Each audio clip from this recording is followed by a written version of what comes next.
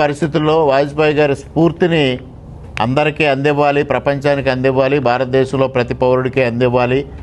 మోడీ గారి సుపరిపాలన ఏ విధంగా సాగుతుంది అనేది కూడా ప్రజలందరికీ తెలియజెప్పాలనే ఉద్దేశంతో 11వ తేదీ నుంచి 15వ తేదీ వరకు ఈ యాత్ర చేపట్టడం జరుగుతూ ఉంది. 25వ తేదీ వరకు 14 రోజుల పాటు, మధ్యలో 2 రోజులు విరామం. మొదటగా ధర్మవరంతో మొదలై చివరగా అమరావతితో పూర్తవుతుంది. అమరావతిలో ముఖ్యమంత్రి గారు, పవన్ కళ్యాణ్ గారు, అదేవిధంగా అమిత్ షా గారు కూడా పాల్గొనే అవకాశం ఉంది.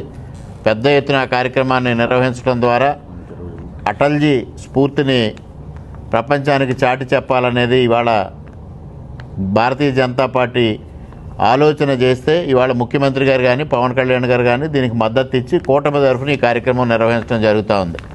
అదేవిధంగా రాజమహేంద్రవరంలో 21వ తేదీన సాయంత్రం ఈ కార్యక్రమం నిర్వహించడం జరుగుతుంది. ఉదయం కాకినాడలో, సాయంత్రం రాజమహేంద్రవరంలో జరుగుతుంది.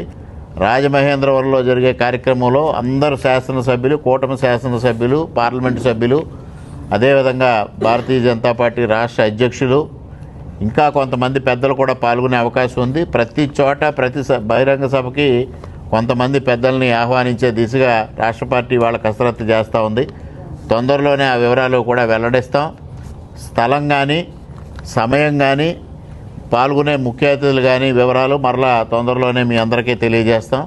ముఖ్యంగా మీ ద్వారా ప్రజానీకానికి అందరికీ విజ్ఞప్తి చేసేది, భారతదేశాన్ని సంస్కరణల దిశగా, సుపరిపాలన దిశగా తీసుకెళ్లిన వాజ్పేయి గారి విగ్రహావిష్కరణ కార్యక్రమానికి పెద్ద ఎత్తున ప్రజానీకం అందరూ హాజరై ఈ కార్యక్రమాన్ని విజయవంతం చేసి వారి స్ఫూర్తిని అందిపుచ్చుకోవాలని ఈ సందర్భంగా విజ్ఞప్తి చేసుకుంటా ఉన్నాం.